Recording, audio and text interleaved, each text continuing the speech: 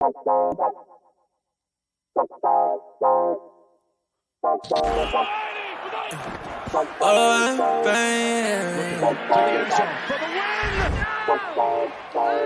what the fuck?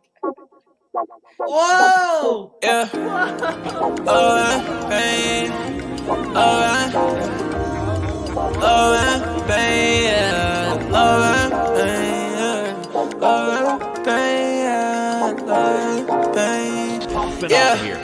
Yeah. Hey.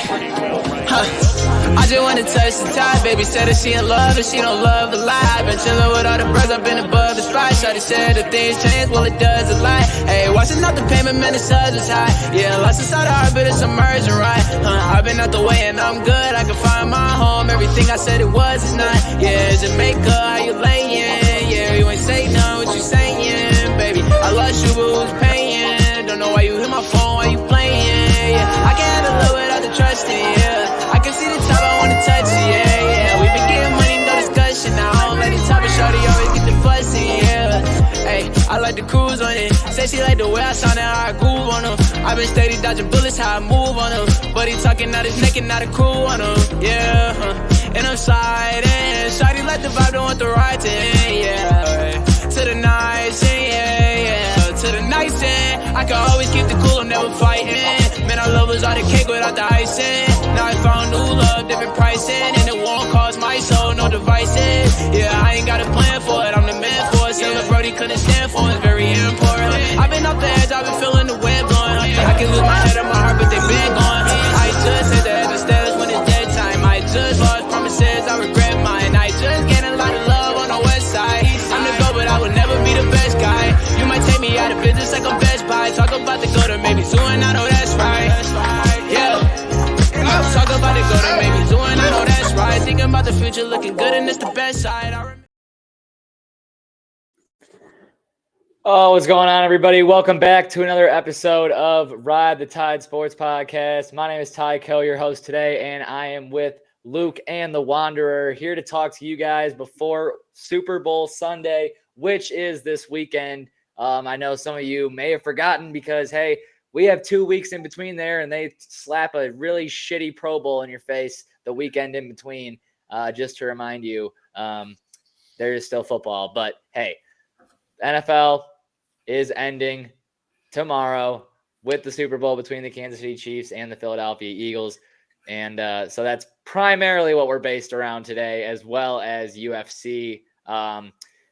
Jesse, if there's any NBA trade deadline stuff you'd like to bring up, be my guest. If Dylan were here, he'd probably have all of it shoved down my throat. But because he's not here, I don't have to do it. And I honestly don't want to. So it would be totally up to you. I can just give him the juiciest bits.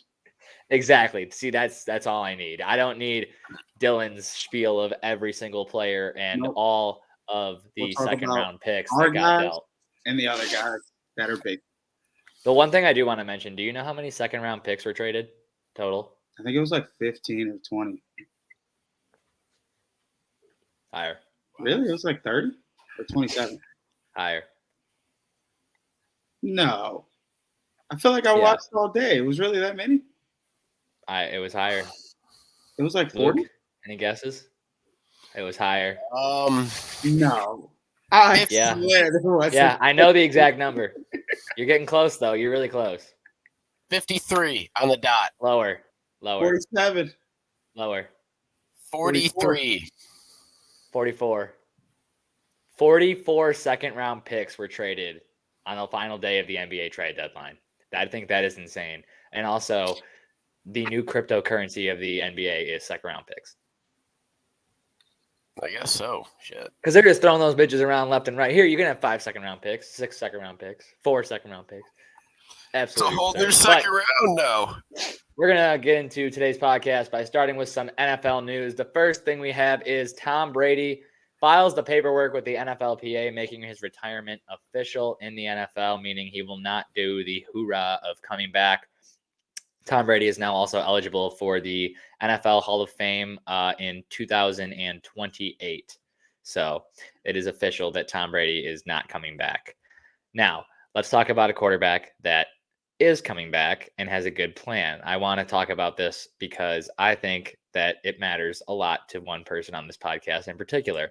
So Tua Tagovailoa announced that after the birth of his daughter, that he will now be doing judo every Friday to help understand his body and how to fall so that he doesn't continuously keep getting these conky problems in the NFL. So I know this is good news for Luke. I want to hear Jesse's take on this too, but he is now doing judo outside of football to make sure that he will be fully ready for everything that he has to do come next NFL football season when he leads Miami to a not Super Bowl because the Lions are going to win it, but to the playoffs. Luke. Muted. Sorry, sir. I don't think I did this, but you are muted. He's going to be leading the Finns to the Super Bowl. He's going to have to lead me to a back-to-back championship ride because we all know now who my fantasy quarterback is going to be now that he's going to be returning because I love it. He's doing judo. Love to hear that. He's learning how to fall. Like, that's great news. So he won't just be flopping his head back and smashing on the ground anymore. He needs to do that. He needed to do that before the end of the last season. You know, this is like somebody learning meditation to calm themselves better. I'm here for it if it's going to help Tua. He's probably going to end up doing a lot of turtle shell falls. And I just hope he doesn't because, you know, judo's got some defense in it. What if he accidentally, somebody's going in for the sack and he gets rid of the ball and he's like, hey, that would kind of be awesome. That'd be kind of awesome. You just see a defensive lineman running at Tua and Tua just pieces him up with the ball in one hand. He's like, but we also have one more quarterback to talk about real quick, and it's only because he's the weirdest mother effer that anyone's ever met.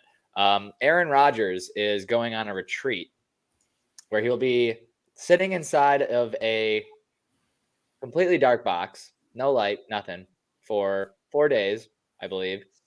You get 2 meals a day. You can leave whenever you want, but he is going to sit in this dark box for 4 days, get 2 meals a day, and he says that the effects of sitting in this box really help you sit and think with your thoughts and, you know, figure some shit out in your head.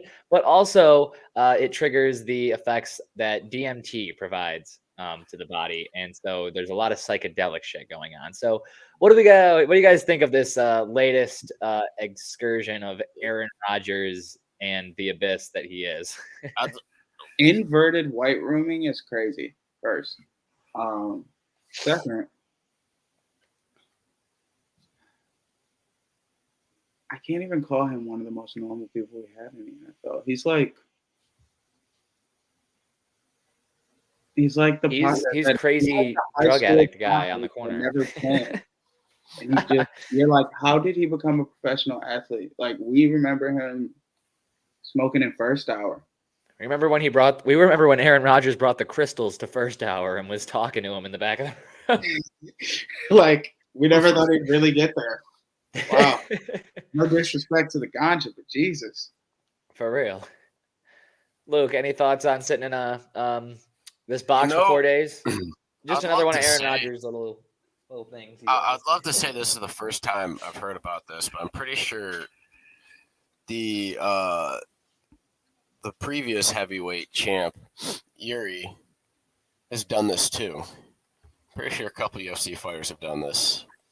And, you know, I mean, it won Yuri a belt. Yuri belt started a big journey for him. This is actually not the weirdest or worst thing because, I mean, for some people, this shit actually works and gets them back on a better focus. And maybe he'll figure out what team he wants to go to. Or if he wants to stay. Maybe that's what it's all about. Who knows? Maybe that's all that it's about, is whether or not he will stay or if the box will tell him to leave. We'll find out. But we had some NFL honors announced as well. We're not going to talk about we don't have to talk about all of them because there's some that aren't really, you know, too important, like assistant coach and ground player. But hey, we'll talk about a couple. First, I want to talk about, though, is Aiden Hutchinson not getting Defensive Rookie of the Year. It was given to Sauce Gardner, another Michigan native.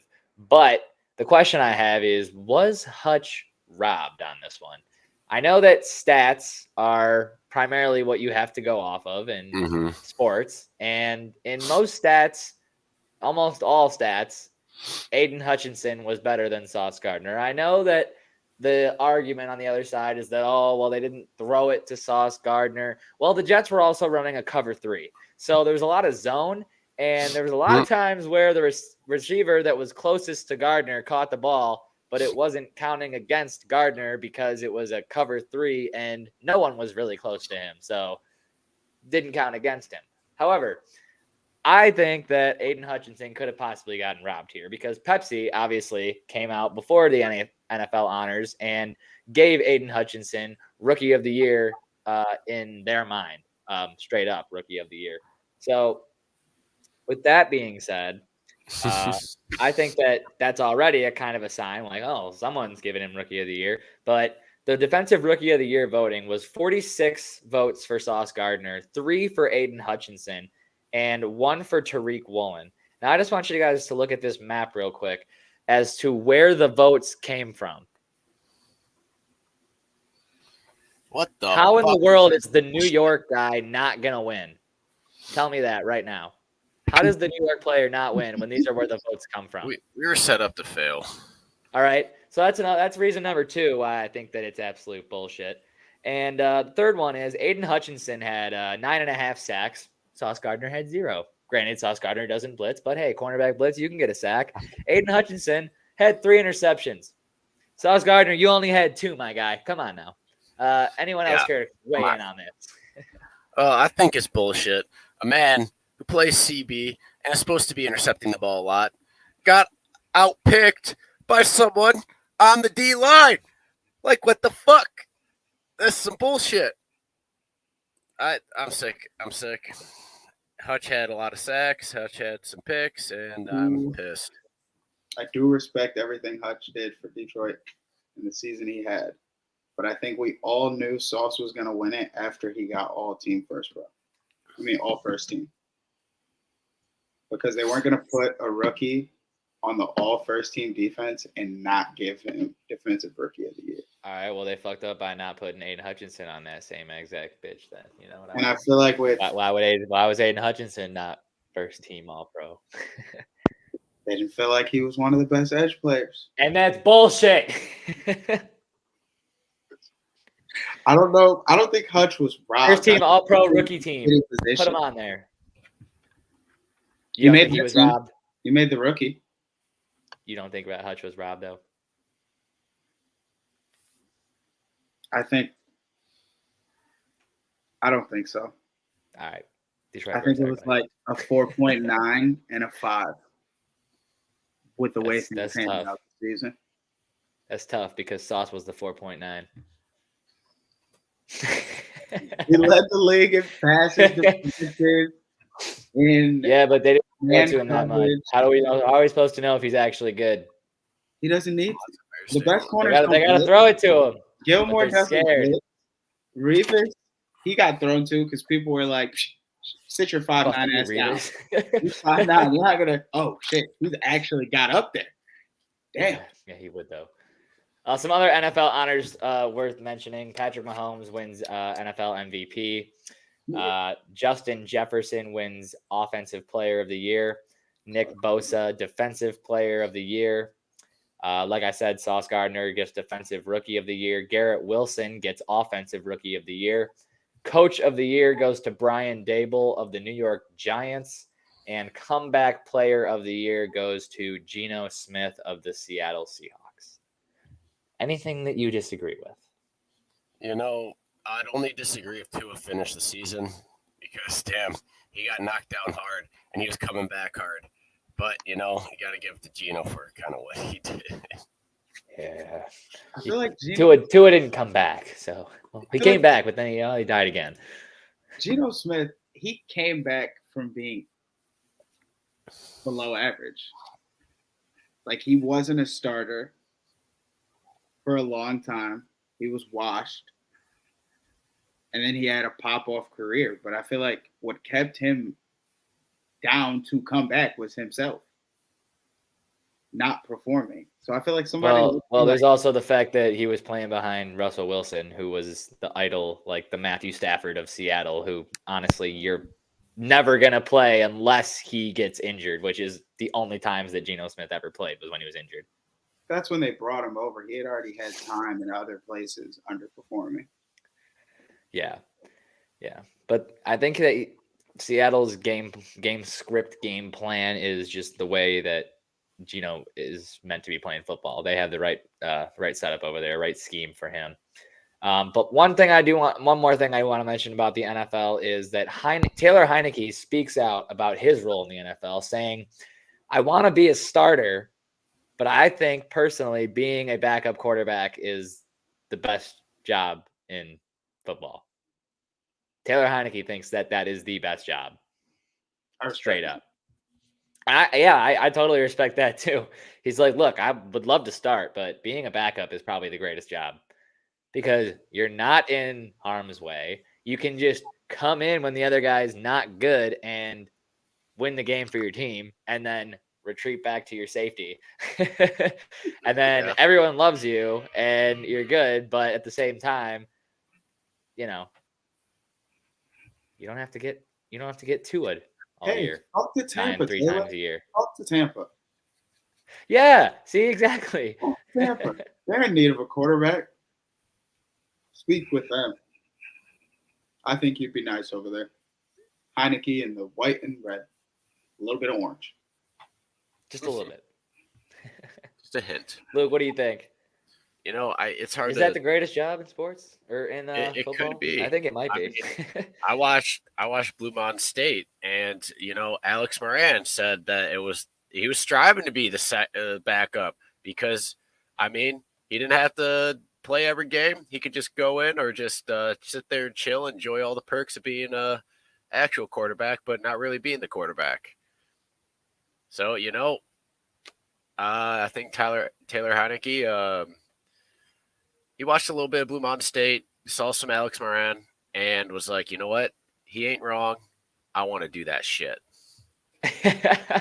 Just becoming the real life version of Alex Moran. Hey, that's not honestly the worst way to go about it. I'm not going to cap.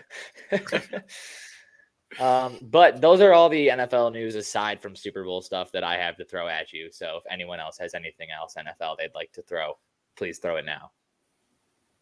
I don't think I have anything to throw. That's absolutely fantastic. Here we go. Coming up next, we got Tycho's question. What's going on, guys? Tycho here, taking a quick break in the action to tell you about sixpackcoverage.com. You can go on there and check out all your favorite sports, finance, food and travel, fitness, and entertainment podcasts. They've got it all on there, as well as content from all of your favorite colleges, with more on the way and more added every day. So make sure you check that out, as well as the merchandise tab. Be sure to get all of your six-pack coverage gear at the merch tab there with the hats, flags, all that good stuff. Make sure you guys check it out today, sixpackcoverage.com. We do have Wild Fuller 125 coming in with the Tua conversation that was going on. Tua is going to be falling with the grace of a cat next year, and we love it. Cats always land on their feet, so hey. We'll take it. Jesse, did you have one more thing you wanted to? No, I thought about it in my head. I was going to say Brian Dabble didn't deserve to get Coach of the Year, but with the injuries, he kind of did. Daniel Jones is your quarterback. He kind of did. He kind of did. All right, we got the questions coming up next.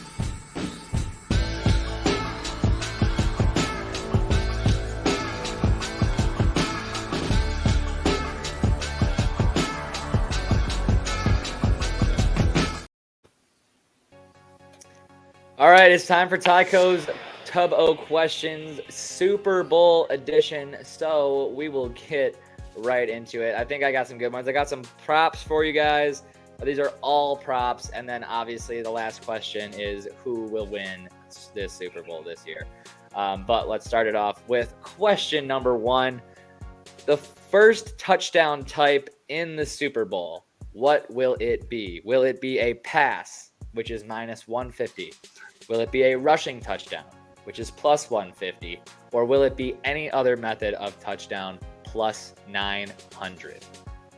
This is actually hard because it's really going to depend on which team is going to get that touchdown first. Because if it's the Chiefs, it's going to probably be 90% a pass, and if it's the Eagles, Hurts is probably going to run it in. But you know what?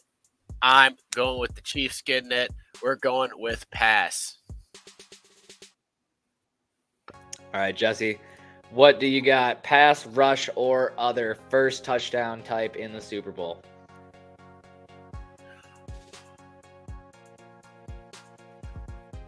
I'm gonna take a rush because I think the Eagles are gonna score first. Yeah. Can I change my answer? It's about to be a pick six. It's gonna happen. The Super Bowl, baby. Wild shit has been happening all playoffs, and you know what? We're about to see a defenseman run that bitch into the end zone for the first touchdown. Darius Slay, question mark? I personally am going with a rush. I think that either Patrick Mahomes or Jalen Hurts, one of the two of them, is going to be the first one to score a touchdown, and they're going to spike that bitch, and everybody's going to go nuts. And that's because these are the two MVPs of this game. One of them is going to win MVP, and I think one of them is going to get the first touchdown. So that's where I'm at. Second question we have: total game turnovers for both teams combined. Will it be over or under 2.5 turnovers in this game? Jesse. Under. We're going to have some clean ball today. There might be one. But not over. I keep thinking I'm going to be seeing a lot of clean games, and then I never see clean games, so I'm going to hit the over on that one. Yeah, I don't know. I'm kind of iffy on this one. I'm going to go under only because I think it's going to be cleaner, but I think if it was an outdoor game, it would be different. But because they play the Super Bowl inside, I think it's got a chance to be cleaner. But I could see 3 interceptions. I don't know if the ball's going to be flying like a fumble too much, but we'll see. All right, the next question. The next two are based on the quarterbacks in this game. We'll start with Luke on this one. Will the longest completion by Patrick Mahomes be over or under 37.5 yards? Over. MVS 50-yard catch is coming at some point in this game. Over. All right, seems unanimous agreement on that one. The second question, we'll start with staying on Jesse for this one. The longest rush by Jalen Hurts, will it be over or under 13.5 yards? Based on the injuries and whatnot, they haven't wanted him to run, but it's the last game of the year. Will he go over 13.5 on any rush plays? It's going to get something dirty, like 14-17, so I'm going to get over. I think it'll have over. Yeah, it's probably going to be an over, and it's going to come off a broken-ass play where he's going to want to throw it, and then, there's no options, and then, look at that, he's 15 yards down the field.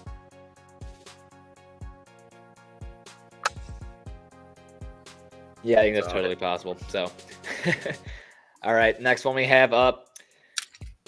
Number 5, who will have more receiving yards in this game? A.J. Brown or Travis Kelce? Travis Kelce, easily, because A.J. Brown is going to have less yards than Devontae Smith. Ooh. I think Devontae Smith's going to be the one for the Eagles. Hot today. I mean, tomorrow. Sorry. Dude. Luke, what do you got? A.J. Brown or Travis Kelce? If it was receptions, I think it'd be easy for me to say Travis Kelce, but yards, it could only take 2 catches for A.J. Brown to double Travis Kelce's yards. They really connect on that long ball. Oh, shit. You know what? I'm going to say A.J. Brown. All right. I'm leaning A.J. Brown, too, on that one, if I had to give my opinion. Number 6, whose family is shown first in the broadcast? Is it the Kelce brothers' mom, or is it Mahomes' wife and brother? Kelce's mom. Donna's about to get on that screen. Yeah, if anything, they're about to overshow the Kelsey's mom. So I'm going with Kelsey.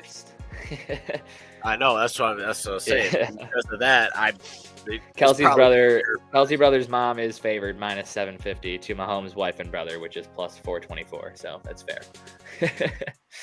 Everyone agrees. It's going to be an over show, and then she's probably going to be the first one on screen. Question number 7. The national anthem, will it be over or under 126.5 seconds? Who's doing it? It is Chris Stapleton, a country singer. I personally am going over. Yeah, Stapleton. He's not gonna keep that boy under. That man belts, bro. He's gonna do his thing, and he's gonna go over. I'll hit the over 2 on that. Yeah, Chris Stapleton. It's just, if you listen to any one of his songs, this man just okay. Like he's going over. So, question number 8.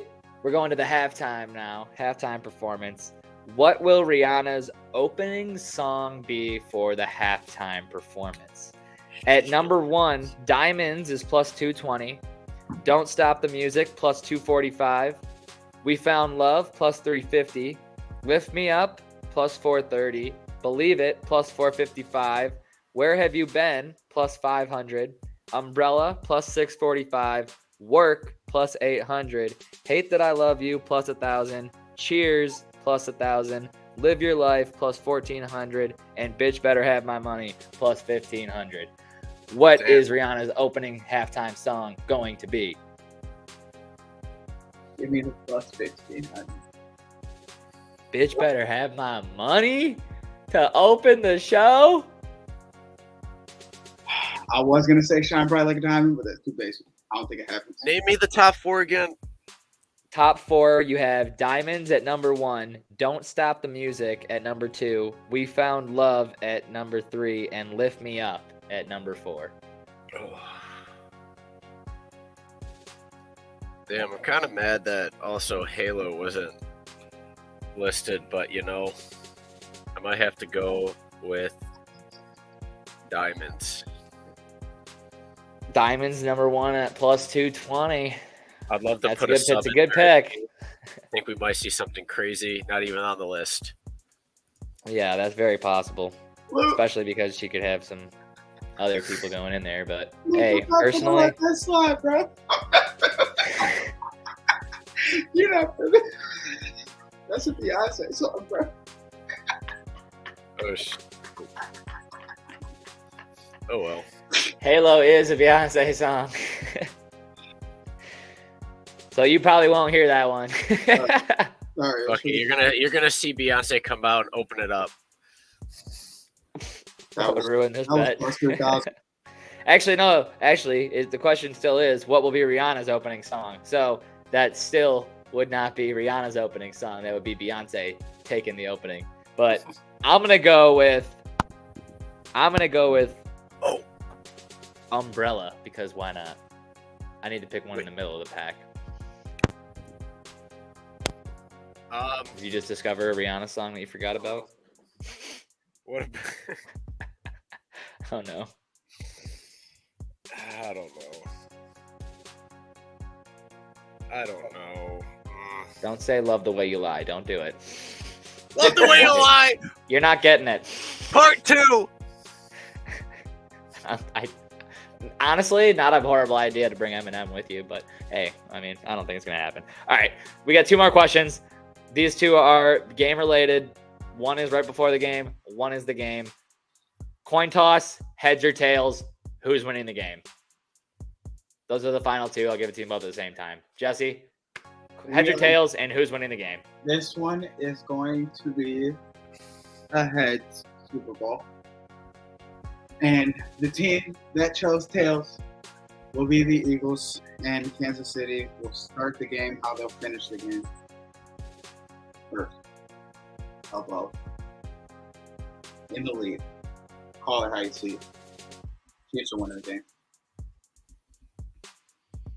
Heads will never leave you dead. Give me heads. And who's winning the game? Well, I've been saying it all year. We're going to finally see it happen. I'm going to have to do it. Gonna have to. Here it comes, folks. We're cooking Casey, it we're up ready for it. because the Chiefs are hitting that minus 20.5 spread because we're going to see some fuck shit. It's going to open up with the Chiefs defense getting a touchdown for the first touchdown of the game, and that is just going to keep on stacking. I'm done with this guy. Take me off the broadcast. It's gotta happen. It didn't Get happen ready all for it. year. There's no other It's time. Look, I'm not saying it's personal, but it's like totally personal. I'm taking tails on the heads or tails though. I'm taking tails, but I'm still taking Kansas City. I would love to see a minus 20.5 because I'm putting my money on the money line for Kansas City. But hey, it hasn't happened all year. Why not do it in the Super Bowl? That'd be hilarious. But I am taking Kansas City money line. I think it will be closer than 20.5, but I can't not support Luke on this. Listen, boys. Everybody's over here talking about. I'm gonna give you all the. Everybody's over here talking about Kelsey's probably gonna get the first touchdown. The first touchdown is gonna be to a receiver. Nah, I'm gonna give it to you like this. They're gonna be at like they're not gonna be first and goal. They're gonna be like on the 20-yard line, 15-ish. They're going to have Travis Kelce on one side, and they're going to have that boy Justin Watson on the other side. They're going to have that double tight end set. And everyone's going to think it's going to Kelce. Justin. It's Justin. It was always him. It was always going to be the first touchdown scorer. You're going to bang him at plus 6,000, and you're going to thank me later. I disagree because, if the Chiefs offense, the first offensive touchdown for the Chiefs, because I have to say that, it's going to be Kadarius Toney. We're going to see it. And it's not going to get called back like half of his fucking touchdowns. Give the tight end. Tell him. Kadarius Toney. He's going to get that speed. He's going to go zooming into the end zone with that ball in his hand. I think, listen, we got to remember them corners. On that Eagles team, they've been playing some good fucking ball, and they all got speed. Slowest one's probably Slay because of age. Not because of athleticism. But I'm not disagreeing with that. But, Kadarius Toney got his own zoomies as well. Kadarius Toney is probably going to catch a lot of attention from Maddox. Maddox, he's nice in that slot. They're going to have to work Kadarius outside, but I don't know. It's going to be a good game. I can't wait to watch the Super Bowl. It's going to be like when they're close to the end zone, and then, Kadarius Toney is more able to use that speed quicker. Oh, you're calling the wide receiver screen. Yeah. Let's see it. I'm ready. All right, folks. Well, that wraps up the NFL Super Bowl edition of Tyco's Questions, and with that, we will move on.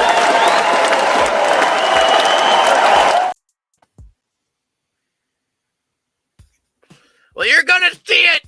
Goddamn Zach. Fuller 125 saying Mahomes could never cover the spread. Never. Well, hey, if he can cover a minus 20.5 for Luke, hey, he can cover for me. But hey, you can get the Chiefs at plus money for like the first time all year this year, except for when they played the Bills. So I think I'm going to take that opportunity while I have it. Next up, we have some UFC. We have a title fight tonight, and we have an interim title fight tonight. So let's get into the UFC coming up next. Sports bettors, you need to download Sharps, the better social network. With Sharps mobile app, you can tailor your friends' bets with one click. See a bet you like? Just click the whale tail icon and boom, it will open in your corresponding sportsbook. Sharps securely connects to major sportsbooks like FanDuel, MGM, Caesars, and more. So you can not only track your bets, but share your bets in creative ways. So gather the degens, download Sharps for free, and join our fast-growing sports betting community.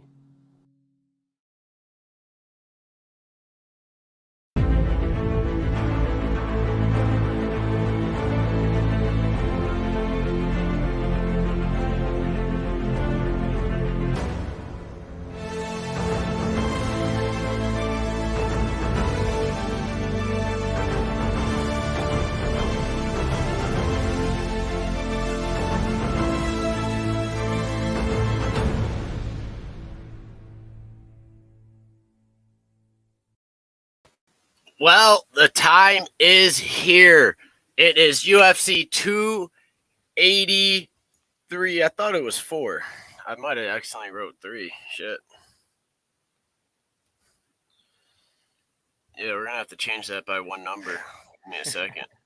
I can do that for you. You keep going here. All right. Well, anyways, it's 284. It doesn't change the motivation and the hype for this because we finally have that Islam Makhachev and Alexander Volkanovski fight upon us today. But we aren't starting with that one because we have some cage side commentators, some octagon announcer, and desk analyst. Because for the cage side commentators, we have Joe Anik, Dominic Cruz, and Michael Bisping. Also, to mark this is the first time this trio is going to be calling a pay-per-view event together. They've done some fight nights, but not a pay-per-view. But we also got the man, the myth, the absolute legend, the man everybody loves to hear all around the world.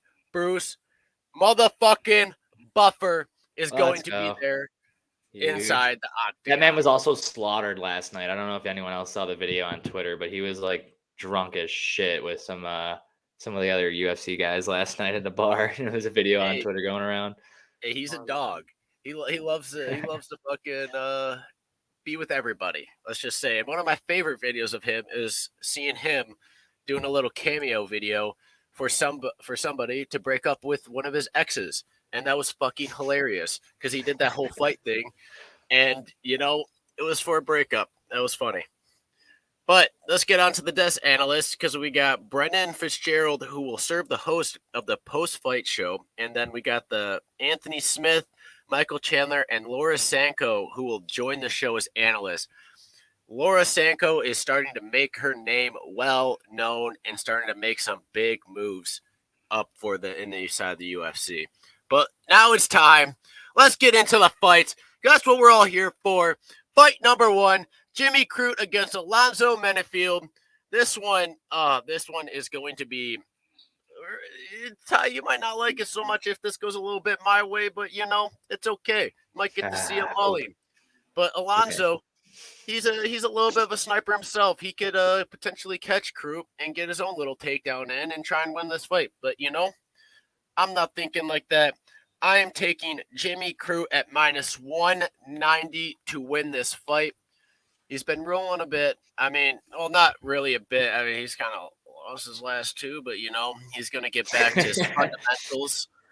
And Alonzo, he's a little bit of a scary. He'll be fine. Fight. But Crute is that guy, and he's going to come in here and get the dub.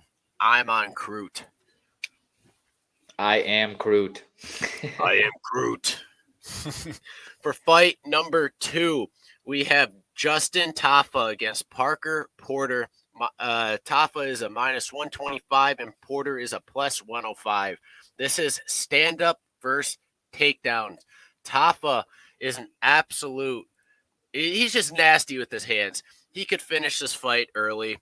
Parker, I mean, if he gets the takedowns and everything and goes to decision, he's definitely taking this fight.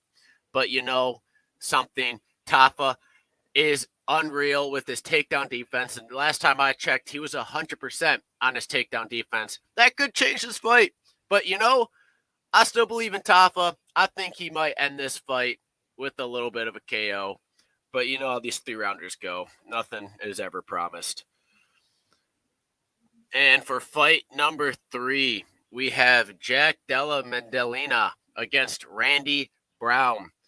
Maddalena is a -350 to Randy Brown's +260. And this one is a little interesting because Randy Brown, these odds are a little bit inflated a bit because the hype surrounding Jack is kind of putting him there. I mean, the last 4 fights, he's ended in the first round with a knockout. He's a rising star, but Randy Brown is also that dude who could stop that hype very easily. But that being said, I'm still on Jack to absolutely knock this fucking dude's lights out and win this bitch in the first round. because this is a standing bang against a striker who can also cement people. So Randy's going to have to kind of more rely on his ground game a bit more than stand up, because if he tries to stand up with Jack, he's going to be lights out on the canvas. Well, then I have to say this. I'm taking Jack, and I hope that Randy keeps it 100% standing. Fuck him. Then for I the don't care about main, his personal health. then for the co-main event, which is also an interim title fight to be the number one contender, because Alexander Volkanovski is also fighting the same night, but in the weight class above, even though Volkanovski is the champion of this division for them. Don't let this confuse you, folks. It confused me don't earlier. Don't let it get to your head like I did. That's a little confusing because, yeah, it's a title fight, woo, but, I mean, it's literally just to be the number one contender for if Volkanovski loses and has to come back. The winner of this fight is going to be fighting him first. And Yair Rodriguez opens up at a minus 185, and Josh Emmett is a plus 150. This one's going to be a good fight because we have creativity, slickness, like technique versus sheer power, which Josh Emmett is the sheer power, and Rodriguez is that sleek guy who is creative with his stuff, because I was watching some of his stuff, and he's a unique guy. Let's just put it that way. But Josh Emmett just comes in with that power, starts swinging like crazy, and you know what? I'm going to be backing Josh Emmett on this one. He's an underdog. I want to see that power prevail. He's an alpha. He's part of the alpha male fucking camp with Uriah Faber and a bunch of other champs. They just keep producing champs and great fighters, and I believe Josh Emmett could get this done. I think he's going to catch Rodriguez lacking a little bit. But that being said, let's move on to the main event, the real fight while we're all here. Oh, here we go. A little tug-of-war right there. But the main event is Islam Makhachev against Alexander Volkanovski. We've been waiting for this one.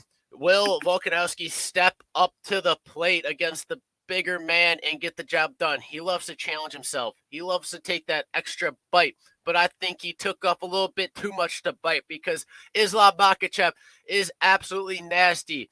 He's been talking all week and everything about how he's going to knock Volkanovski out. I don't believe that for a second. Volkanovski doesn't believe that for a second. I think we see a takedown in the first 30 seconds.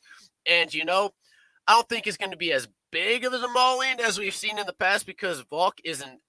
He's a tough dude. He's a little shorter guy, but he's a little bit of a brute himself. He used to play rugby and all this other shit, but I think he's relying too much on his past rugby and is not focusing on the fight itself as much as he should. Islam, we're just gonna see him take him down, probably finish him in the third round.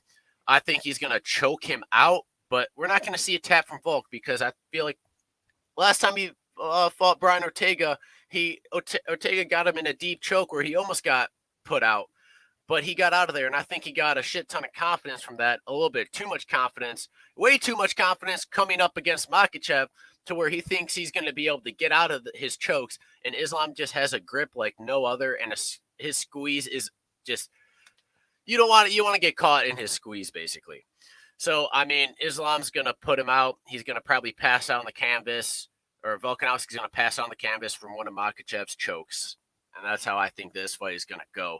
So that being said, I got Crute, I got Tafa, I got Maddalena, and I got Emmett and Makhachev to take dubs this fight. We're going to have to continue this role we've started this year with our UFC fight picks. Yeah, Lewis kind of put us a little setback, but that was only one setback. You just made the list! He did make the list. I'm not betting on him ever again. God damn it, Lewis. You made me lose confidence in you, even though I still love you. But, you know, we got to improve this record and make up for last weekend. And that's UFC 284.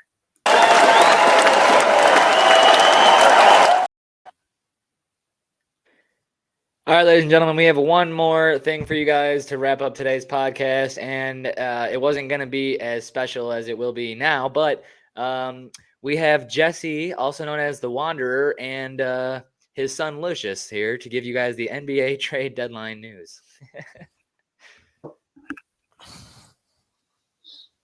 I have my partner here with me today. You couldn't tell. He's me. Oh. Yeah, I love it. No, we had some big trades. It was some hefty trades. I know you guys had to see Kevin Durant to the Phoenix Suns. You know, that it was crazy. Over there, it was only like 9 o'clock, but over here, it was like midnight. And I was like, we're still doing business right now? And I think about it. I was like, oh, yeah, it's like 9 over there. And I think they shouldn't have gave up Mikal Bridges, but I mean, it's Kevin Durant. I just feel like there's a reason, you know, he's been looked at as a Slim Reaper and the man he is. At the time, he's been looked at like that. So, shit.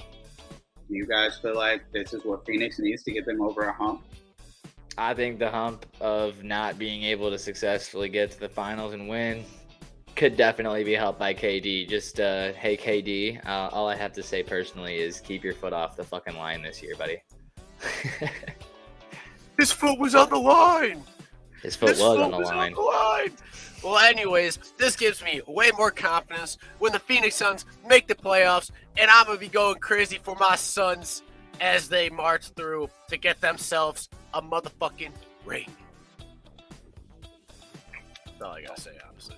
And, you know, that definitely was the biggest trade of the weekend that occurred, like, since Wednesday. But, shit, us Pistons, we got rid of Sadiq Bey. Mm-hmm. And picked up our 5th big man. Yeah. How do we feel? I don't know what the game plan is for Troy Weaver. I listened to an interview with Troy Weaver on the radio the day after this trade was made, and all I learned from that is that I don't think this man has any idea what the fuck his plan is. I think that he's thought he had a plan for the last couple of years, and then the plan kept going like down the toilet because every year I feel like we're taking like our 2nd, 3rd, 4th best guy and shipping them somewhere else to bring in another guy that's less developed, less this, less that. Now, I know James Wiseman was a number 2 overall pick, but I think he's just the Warriors version of fucking Darko Milicic or whatever that fucking busted in Detroit back in the day. I think he's the Golden State's version of that. I hope I'm wrong. I hope that he blossoms here, but I don't know. Maybe he was just a really good, a good player on a really good team, so he didn't get the opportunity. But I don't know how this is going to go for us. He agrees. I think that's why he has a lot to say if you can't hear. That's what I was thinking too. He just, we agree that Wiseman, I understand he's young, so him being with a younger team will actually give him space to develop and like time to develop. But I don't know. If we're running like Bogdanovich at the 3, Durant at the 4, Wiseman at the 5, Cade, Jaden, it could work. It could work. We just need Cade and Jaden to learn to play with each other also. Yeah. It sucks because no one's getting time to really work with the main piece of the team because he's gone right now. Because he's injured. Any other worthy NBA trades, Jesse? Russell Westbrook, I believe, is on the move again. Yeah, he went to Utah in the Minnesota, LA, and Utah trade, where we saw the Lakers pick up some help that isn't help and is not going to push them over any type of hump that they're trying to get over. And it was really just moving Russell Westbrook and his contract for a player they got rid of 2 years ago.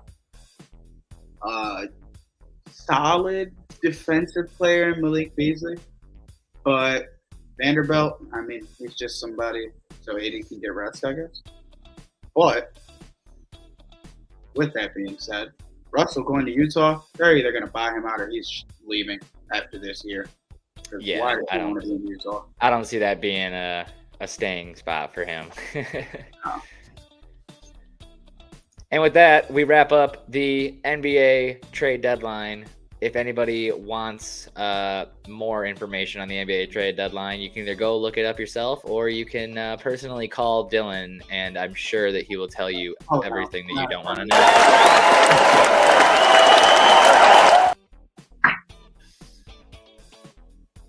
Got one more thing before we wrap up today's podcast, and I will let Luke hit you guys with that information, and then we will get on out of here. Luke, the floor is yours, my friend. All right. Well, on this podcast, we do it all the time, and we love to do it because we got one Michigan fan and 3 state fans. We got the duel in the fucking D. Now, Michigan and Michigan State have played 3 times before this yesterday and 2 times in December. And Michigan State took the first game, and then Michigan took the second game. And then last night, Michigan answered with a 4-2 dub at MSU. And now they play at 8 p.m. in Detroit at Little Caesars Arena. This is what all Michigan boys, like Michigan and Michigan State boys, love to go see if they play hockey. If they love hockey, they love to go to the duel in the D. They play at 8 p.m. tonight, and we're really close to the end of the season before playoffs start, and these are big games to win. And Michigan State, this is gonna be a good matchup. It always is. It's always within. Well, the first 2 games were 2-1, both split, like score wise, and then Michigan got that 4-2 dub yesterday. It was probably an empty netter, let's be real. So it was another. All right, you got Michigan hockey game, and I got Michigan, and I'm assuming the other boys got Michigan State. I got Michigan State. Went a little bit over on the time, but hey, have a great weekend, everybody. Enjoy the Super Bowl. Make sure you guys go check out the duel in the D if you got nothing going on, and we'll see you guys next time. Peace out.